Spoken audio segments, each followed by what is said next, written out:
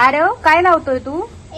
काय coriander seeds आहेत ते. कोरिअँडर म्हणजे एवढंच टाकायचे खूप सारे. हो हो, म्हणजे धने धने आहेत ते बेटा, लांब लांब धने. टाका तू जरा. आणि असं नसतात टाकायचं धने, हातावर चोळून टाकायचे. असं हातावर घे, बाबा सांगतात तसं कर. घे हात. बाहेर आल्यानंतर मग ते प्रॉपरली येतात त्याच्यातून धनिया म्हणजे आपलं मराठीमध्ये आपण काय म्हणतो त्याला, कोथिंबीर. जास्त झाला रो याच्यामध्ये, जास्त येते.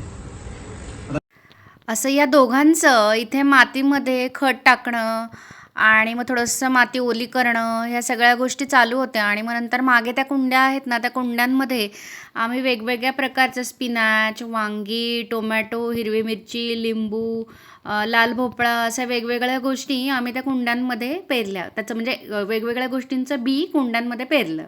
मागच्या एका व्हिडिओमध्ये मी तुम्हाला सांगितलं त्याप्रमाणे ऑर्गॅनिक सीड्स जे आहेत ना, ते आपण मागवले होते बघा ऑनलाईन. तर मग ते सगळं आताच मुहूर्त आम्हाला संडे स्पेशल मिळाला होता आणि आरव खूप खुश होता. गाईस, आता तुम्हाला हा माझा सेट बघायचा आहे. तुम्ही बघू शकता. कोणी दिलंय रे गिफ्ट तुला? राजवीर. हो. वाव, इतकं छान आहे. हो, ये. खाली पेन्सिलचे. आणि ते काय आहे तिकडचं? ते वॉटर कलरचे मी एकदा यूज केले होते. हो ना. ते आणि हे sketch pens, show to the guys. बघा, मार्कर्स पण ह्याच्यामध्ये.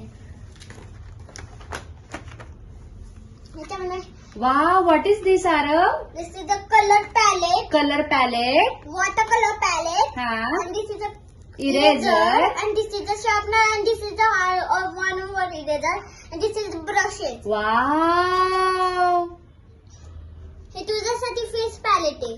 दिस is not face palette, this is a. More is it in a side.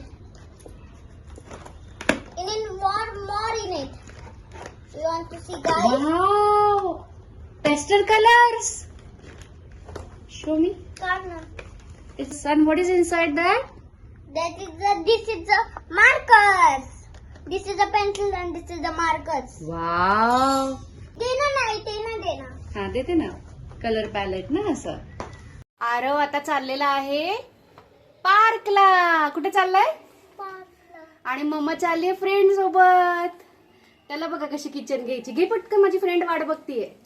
घे पटकन, चल.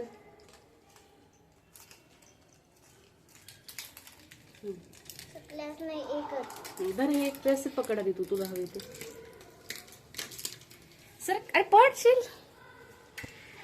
मी इथे चालले होते माझ्या मैत्रिणीला भेटण्यासाठी.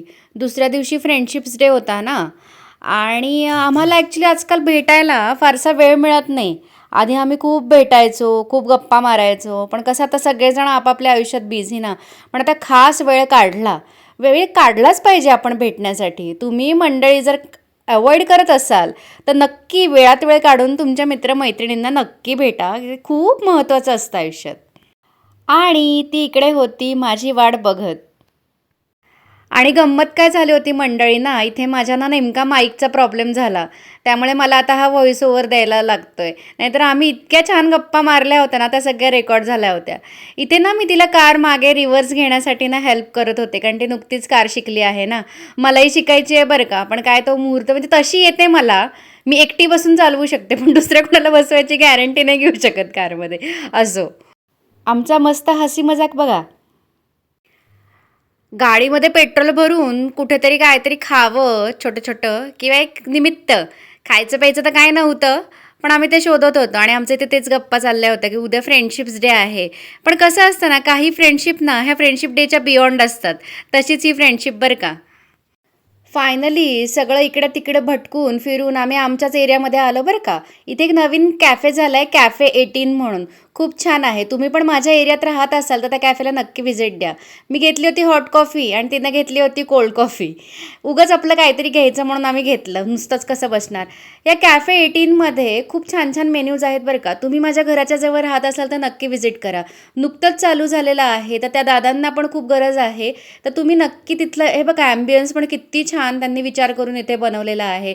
आपण असं एकमेकांना सपोर्ट नक्कीच केला पाहिजे. एखाद्याने नवीन बिझनेस जर चालू केला तर हरकत नाही आणि ते होम डिलिव्हरी पण देतात. इथे नंबर पण मेन्शन्ड आहे बघा. तर तुम्ही नक्की व्हिजिट करा जर माझ्या एरियामध्ये राहत असाल तर. काय मग आता आमचं इथे चालू होतं कॉफी, गप्पा आणि बरंच काही. आणि खूप दिवसानंतर भेटलं आहे म्हटलं ते आमच्याकडे नेहमी पॉझिटिव्हच गप्पा होतात बरं का. या दादांनी आम्हाला फ्रीमध्ये इथे पावभाजी आणि पुलाव खाण्यासाठी दिला होता. एकदम टेस्ट भारी होती बरं का. त्यांना मी सांगितलं माझं यूट्यूब चॅनल आहे. त्यानंतर ते म्हणले मलाही सांगा मी सबस्क्राईब करतो आणि माझ्या शॉपबद्दल तुम्ही नक्की ॲडव्हर्टाईज करा. म्हटलं हो नक्कीच. एखाद्याला मदत करायची आणि पूर्वा मागे असं तर कधी होणारच नाही. मग त्याने सबस्क्राईब केलं तर तेच मी तुम्हाला सगळ्यांना सांगते. कॅफे 18ला नक्की व्हिजिट करा. टेस्टेड अँड ट्राईड आणि खूप छान आहे तर तुम्ही नक्की जा. तुम्हाला म्हटल्याप्रमाणे माईकचा प्रॉब्लेम झाला होता. मला वाटत होतं रेकॉर्ड होतं पण रेकॉर्ड तर काही होत नव्हतं. माझी फ्रेंड इथे हेच सांगत होती की उद्या फ्रेंडशिप डे आहे आणि आमची फ्रेंडशिप कशी त्याच्या बियॉन्ड आहे हेच सगळं चटरफटर बोलणं.